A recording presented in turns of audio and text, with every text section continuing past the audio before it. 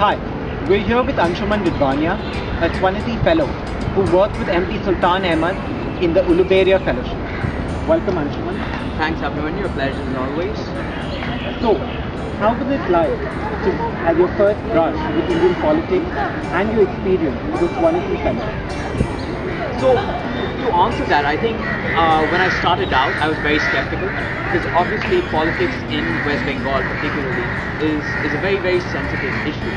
But having said that, I can attest to the fact that it was a tremendous learning experience because coming from the private sector background, with an engineering background, the amount of learning that you get from an organizational setup in the office of an MP is fabulous. So yeah. And during your fellowship, what were the quintessential challenges which you would list out? I think the foremost challenge is really working on a timeline, because I think you need to understand that when you're working on a project as broad as ours, where we are trying to create cooperative credit societies for a lot of women, you need to get a lot of stakeholders on board. You need to get the women themselves on board. You need to get the MP, the MLA, the block on board. You need to get the block level officers on board.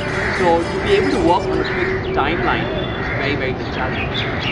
Well, Anshuman, having been part of a successful Swaniti Fellowship at an college, what would be your final word of advice to the youth out there who would be interested in signing up to the Swaniti Fellowship?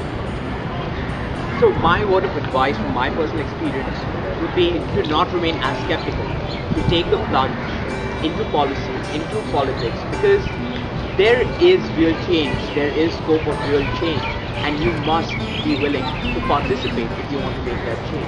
I think Swaniti runs very heavily, it borrows very heavily from the philosophy of Gandhi, where he talks about you being the change that you want to see.